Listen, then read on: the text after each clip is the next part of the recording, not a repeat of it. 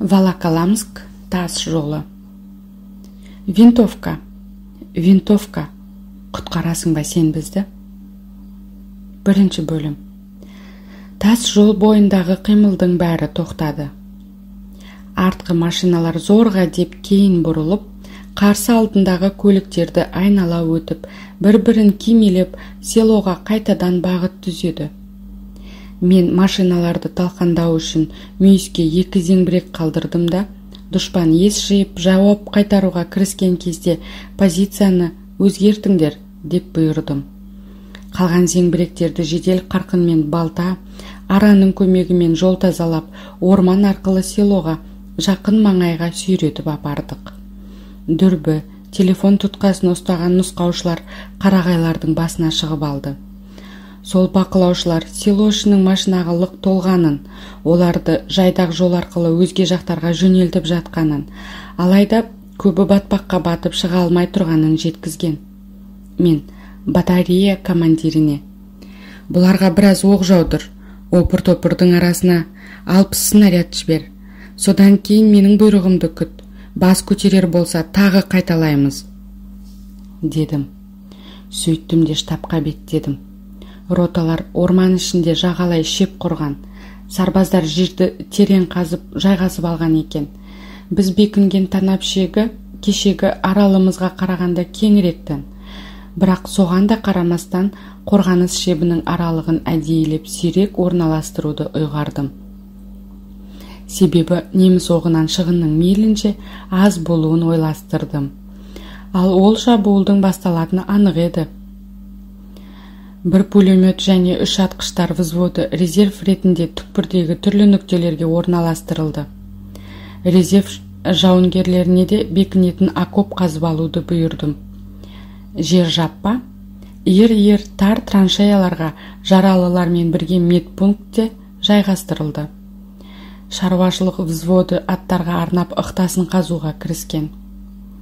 Батальонның басқару пункті де шатырға емес, төбесін бірнеше қабат бөренемен бекіткен жертөлеге орналасты. Онда бұрынғыдай шам жағылыпты. Таныс үстел, бұрышқа телефоншылар жайғасқан. Қарсы алдымнан әдеттегіше Рахимов шығып күтіп алды. Командалық пункттен Шилов зеңбіректері тұрған атыс позицияларына телефон соқтым. Олар село аралық жолдарды атқылап жатты. Бұл меже жол торабындағы қираған машиналармен бекітіліп қалған еді.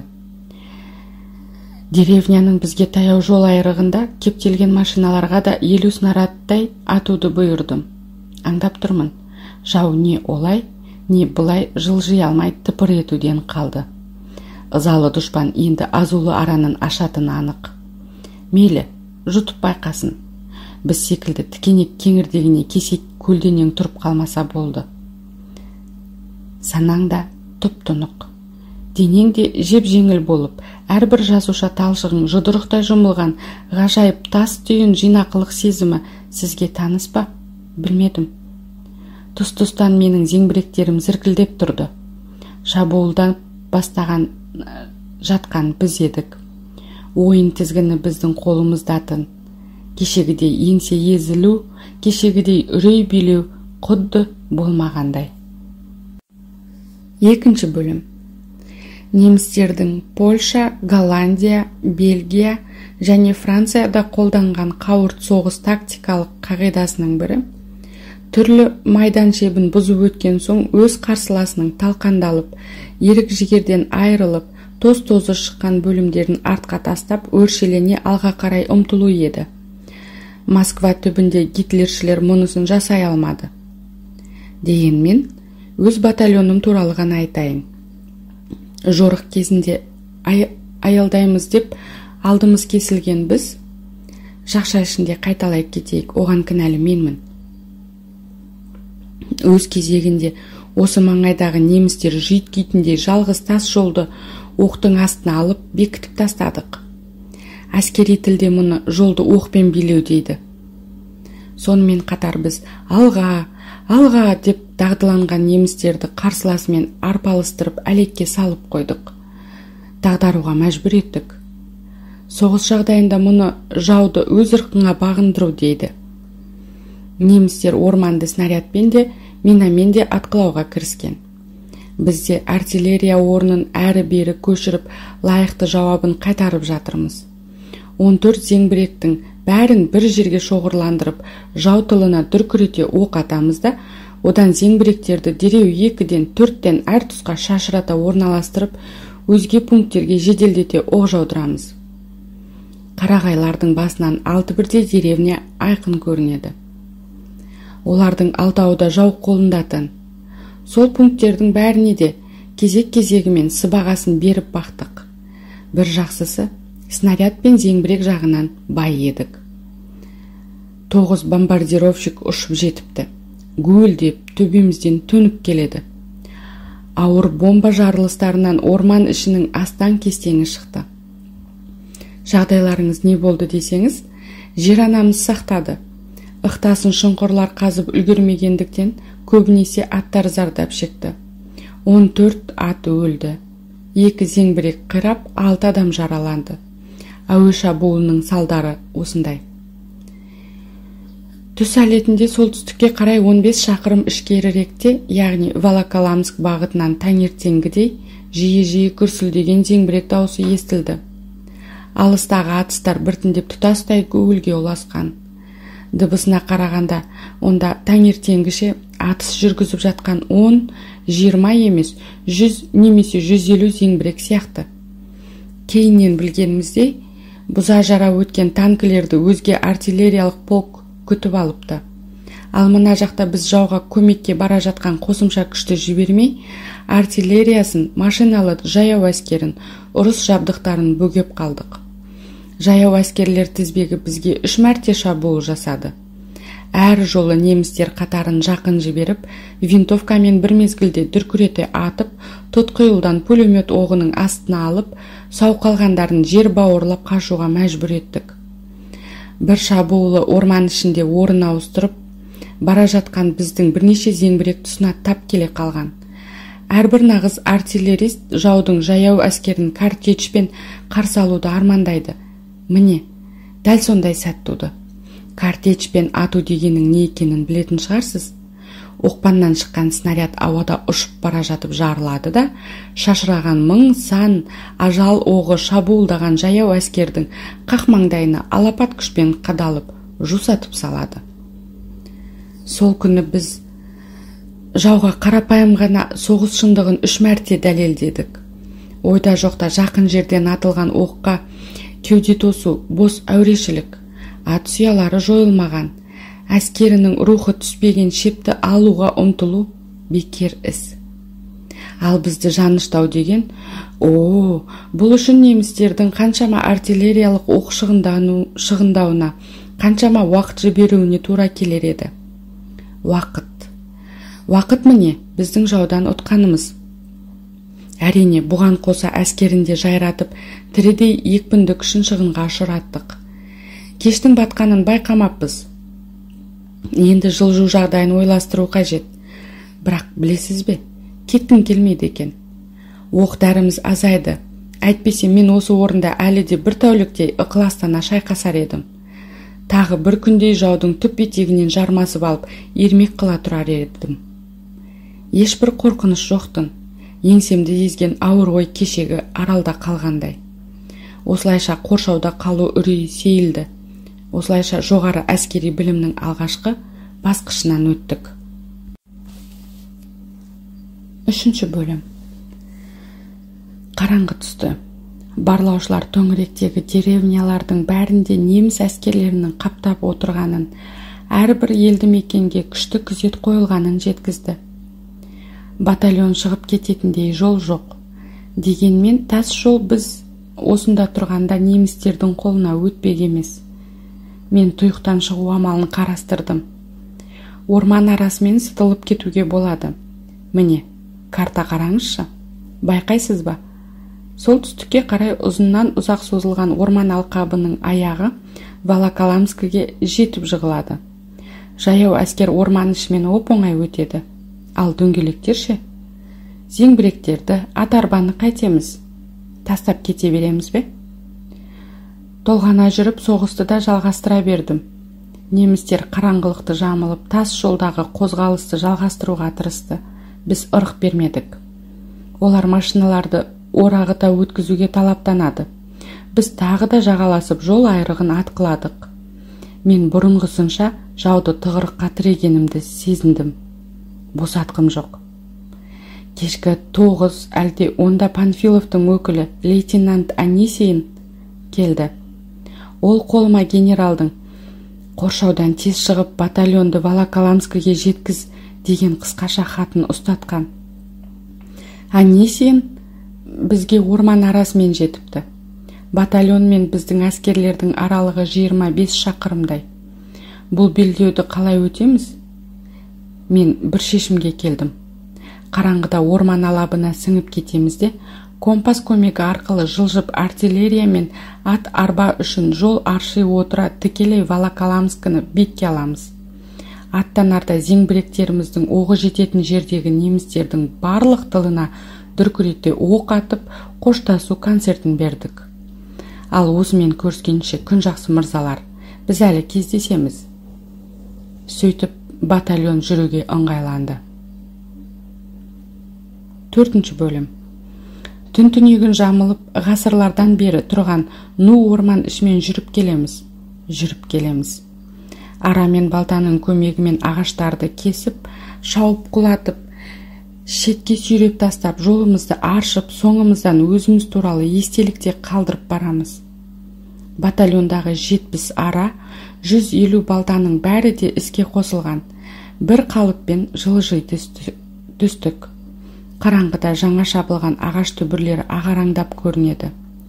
Аршылған жолмен қос аяқ арба, санитарлық арбалар, зеңбіректер тартылып келеді. Сүйреп келе жатқан 12 зеңбірегіміз бар. Шайқас кезінде қираған екеуін өзіміз жарып жібердік. 12-дей ат өлді. Тартатын жүк көлемі де азайған. 1000-нан аса снаряд жауға қарсы жұмсалды. Ең зәру кезде қолданатын қорғана сақталған. Патрон салулы жәшіктердің саны да аз. Оқ-дәрінің түгесілу себебі түсінікті. Зеңбіректен дүркірете атқыладық, пулеметтен оқ жаудырып, жаудың 3 шабуылын тойтардық. Арбалардан нан да, консерві де, жарма мен жеміс жидекте қалмаған.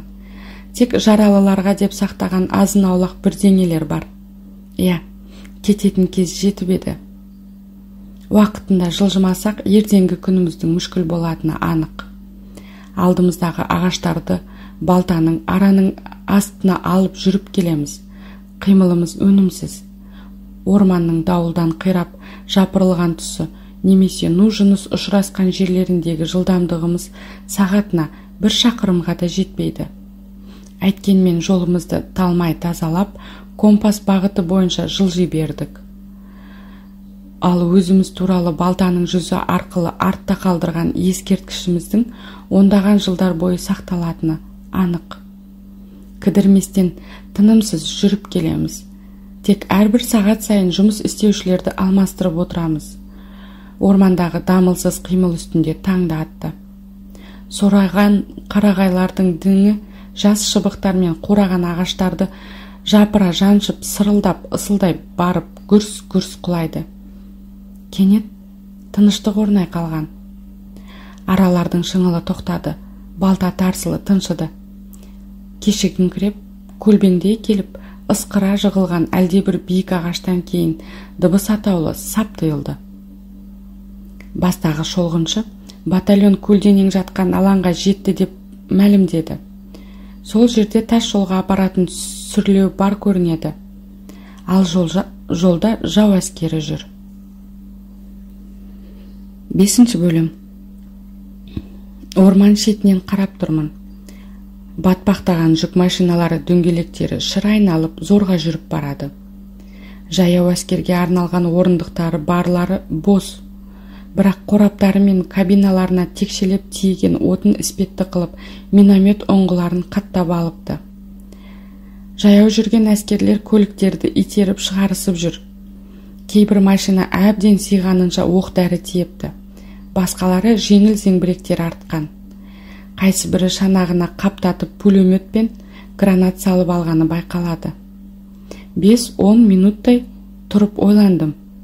Дөңгелектерінің табанынан балшық атқылап қыбырлаған машиналар легі толастар емес. Орман жағасымен барлауға жіберген аттылар бұлардың шегі көрінбейді деп келді. Кеше өзге пунктте біз жолын бөгеген қалың топ та осында қарай ағылған екен. Бос алаңның ені шамамен 1 километрге жетеді. Енді осы аралықтан өтуіміз керек. Сөйтіп арғы беттегі орман ішіне сіңіп жоғалсақ деймін. Бірақ оның қандай амалы бар? Зеңбіректерді құрамыз ба? Екі аяқты арбалардағы пулеметтерімізді шығарамыз ба? Айқас бастаймыз ба? Алайда снаряд жоқтың қасы. Аз. Әлде түнді күту қажет шығар? Жоқ, болмайды. Дұшпан біздің кешегі орыннан кеткенімізді біліп қалғаны сөзсіз, немесе оған көп ұзамай-ақ көз жеткізеді. Ізіміз бойынша жүріп өткен дәлізіміз арқылы бізді кез келген уақытта осы жерден тауып ала қояды. Ал шабуылға тойтарыс бере қоятындай дәрменіміз жоқ. Оқ-дәріміз тапшы.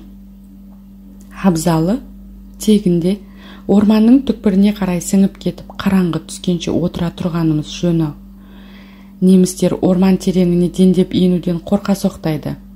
Нутоғай арасындағы айқастарға барыспауға тырысады. Бірақ менің қолымда батальонды Волоколамскіге жеткіз деген бұйрық бар. Бізді онда Панфилов күтіп отыр. Мына қарақұрым қолды сол жерде алдынан оқпен тосып алуымыз керек. Жау ересен тегеурінмен қайыстырып бара жатқан тосқауылымызға тірек болу үшін мүмкіндігінше тезірек сонда жеткеніміз жөн. Қалайда бұзып жара өтуіміз қажет.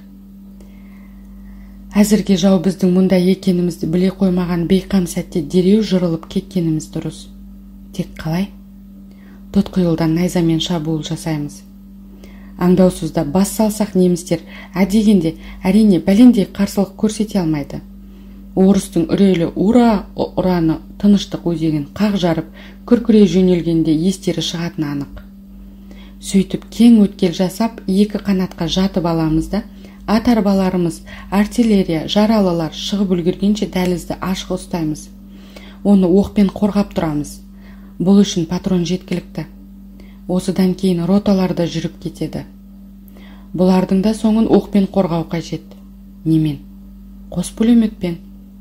Бірақ ең ауыр, аса қиямет міндет артта қалып, ес жинап, екілене ұмтылатын жаумен бетпе-бет қалушы осы пулеметшілерге жүктеледі. Ал бұларды ешкім қорғай алмайды. Сол орында қалуға тура келмекші. Мұндай іске, мұндай ерлікке ақтық демі біткенше атысып, солдаттың қасиетті борышын ақырына дейін ақтап, шегінбеу туралы бұйрықты мүлтіксіз орындайтын ең табанды, ең жанқияр адамдар қажет. Қиын. Тіпті ең соңында Блоханың пулемет расчеті қалады деп іштен айтудың өзі ауыр. Өйткені осынау орман алаңында мәңгі жер жастанады. Божанов та сөйтеді. Пулеметшілермен бірге Божанов қалдырылады. Енді пулемет қасындағылардың ешбірі тай салмайтынына, ұрыс кезінде жараланған немесе мерт болған адамдарымыздың да бәрін жинап алып құр саудан рет-ретімізбен шығып кететінімізге бек сенімдімін. Тек ерлікпен ажал құшатын арттағы топтан өзгелеріміз. 6 бөлім. Батальон соншама сақ қимылмен орман шетіне жиналып жатыр. Мен: колонна бойынша хабарлаңыздар, рота командирлері мен политрук Божанов маған келсін, деп бұйырдым. Божановқа қалай айтпақпын? Жалмұхамбет, сені құрбандыққа шалмақшымын, деймін бе? Командирлердің келуін күтіп, бұрынғыша ақырын жылжыған ұшы-қиырсыз машиналар легіне қарайлаймын. Олар әзірше ештеңеден сезіктене қойған жоқ. Онда ешкім әзірге орман тасасындағы 200-300 қадам жерде Қызыл армия батальоны тұрғанын білмейді. Ал егер басқасыша қимылдасақшы? Мәселен былай. Жоқ, бұл өте қатерлі. Мұндай қимыл ешбір уставта, ешбір ережеде қарастырылмаған. Мен бір сәт ағаш арасынан аңырып, немістерге тесіле қараған сарбаздарға қарай бұрылдым. әрбір солдатымның винтовкасы бар. Әрқайсының оқшантайында 120-дан патрон жатыр. Дегенмен солай жасасақ. Винтовка жан, құтқарасың ба сен бізді? Сайтан алғыр. Басты бәйгеге тігіп нар тәуекелге барғанмен сәті түспесе, бәріміздің де мерт болуымыз мүмкін. Ал егер іс оңтаймен шешілсе, түгелдей аман қаламыз. Ажал аранына ешкімді де құрбан қылып тастап кетпейміз. Қой, сөйтейік. Тәуекел түбі жел қайық. Әйткенмен, есепсіз әрекет бармақ шайнатпай ма? Бірақ менде есепте жоқ емес қой. Жауынгерлеріме тағы қарадым. Кез келгенінен. Қалай ойлайсың? Қалғанымызды құтқару үшін бірнеше жолдасты өлімге қиғанымыз дұрыс па? Әлде не жаппай өліп, не түгел тірі қалатындай тәуекелге басқанымыз жөн бе? Деп сұрауға болар еді. Сонда әрбірінің тәуекелге бар дейтіні айдан анық. Ендеше жақсы достар, ешкімді де қалдырмаймыз. Өрекпіген көңіл бірден орнына түсті. Тұла бойым керемет жеңілейіп сала берген. Денеме қан жүгіріп, дүрсілкініп шыға келдім. Біртіндеп командирлер де жиналды. Бозжановқа аялай қараймын. Осымды аңдаған олмаған таңдана көз тастап, имене күлімсіреді. 7 бөлім. Мен командирлерге қыспақтан шығу жөніндегі ойымды түсіндірдім. Ол былай еді. Батальон бір қатардан 4 қиықша пішінде тізіледі. Осынау ромб ішіне арбалар мен зеңбіректер орналасады. Батальон менің командам бойынша қиықша қатарын сақтап, бір қалыппен алға жылжиды. Винтовка ыңғайланып, кезекне ұсталады. Менің әмірім арқылы жүріп келе жатқан бойда дүркін-дүркін атасыңдар. Оқты әуеге де, жерге де атпай, жауды дәл көздеп ату қажет. Орман арасында сап түзеу оңайға соққан жоқ. Алдыдағы үшкіл бұрышқа Рахимовты қойдым. Ал қос бүйірге Заев пен Толстуновты, арттағы тұйықтаушы мүйіске Бозжановты орналастырдым. Бозжановтың отряды менің штаттан тыс резервім тылымызды бекітті. Мен өзіміздің осы асыранды ұлдарымыз Шиловшы, Бозжановшыларға: сендерді, жолдастар, сенім артып, ең жауапты орынға қойып тұрмын. Ойдағыдай өтсек, барлық күнәлары кешіріледі, дедім. Бұларға қосымша гранаталар үлестірілді.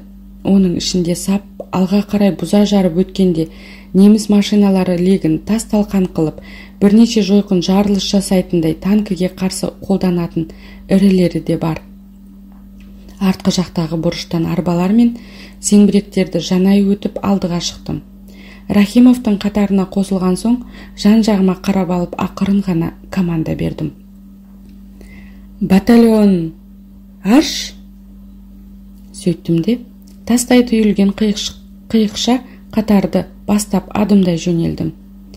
Немістер орман арасынан үн-түнсіз шыға келген бір түрлі тосын сабымыздың кімдер екенін, қайда бет алғанын бірден түсіне қойған жоқ. Көпшілігі көліктерін итеруді жалғастыра берді. Бізге бұрылған кейбіреу аңтарыла қарап тұр. Бұл шынында да олар үшін мүлде ұғынықсыз көрініс еді. Қызыл әскерлер найзасын кезеніп уралап, айқайға баспайды. Жоқ, бұл шабуыл емес. Сонда берілмекші ме? Оған да ұқсамайды. Естері түзу ме өздерінің? Шу шығармай, біздің 80-100 метрдей өтуімізге мұрсат берді. Одан неміс тілінде баж еткен ащы дауыс естілді. Мен қайсы бірінің көлікке, қаруға, пулеметке қарай жанталаса ұмтылғанын аңдадым. Осынау бірнеше ұсақ сәтке бөлініп кеткендей қысқа уақыт аралығында біздің де қимылдап үлгеруіміз қажет. Батальон! Бір мезет тыныштық орнай қалды. Винтовкалар кезенулі. Өзіңізге мәлім, мылтықтың дүмін оқшантайға тіреп қойып, жүріп келе жатқан бойда оқ атуға бұйрық берілді. Огонь! Тыныштықты бір дүркін атылған оқыны қақыратты. Огонь! Сәл ғана кідіріп, төңіректі күңірентіп, айналаға үрей сепкен бірнеше жүз оқты тағы да тарамдай аттық. Огонь! Жүрген бетте атып келеміз.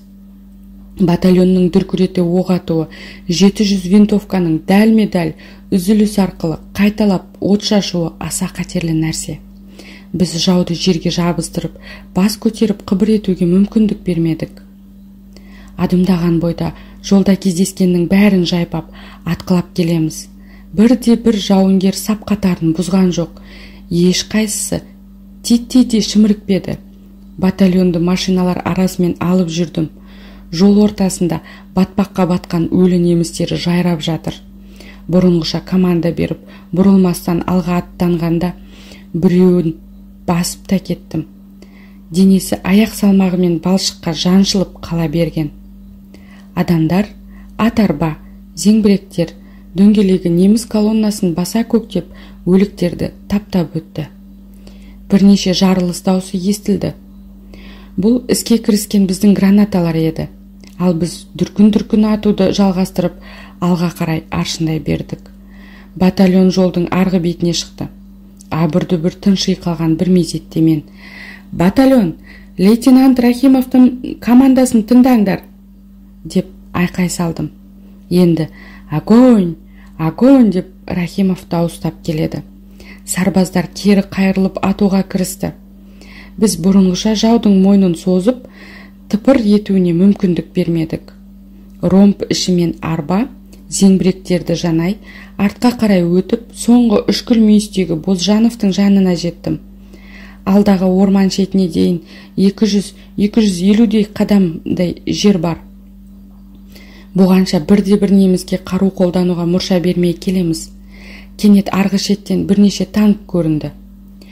Шынжыр табандарының шықырлаған үрейлі үні үсті-үстіне үдеп, бізге қарай ұмтылған, олар пулеметтен оқ жаудыруға кіріскен. Мен жаным ышқынып команда бердім: «Батальон, жүгір! Аттарды желдірте айда! Орманға тарт!» Бәрі дедектей жөнелді. Тек арттағы азғантай топ Шилов, Бозжановшылар. Бозжанов екеумізге кезек жалтақтап, аяң жүрістен танар емес. Өте қысылтаң шақ болса да, еріксізден күліп жібердім. Сайтан алғыр, бұлар өзі қашудан да шайлығып үлгерген бе? Оларға зекіңкіреп сөйлеуге тура келеді. «Сендерге немене, айрықша команда керек пе? Еріңдер соңымнан, жүгір!» Біз де желе жортып алға ұмтылдық.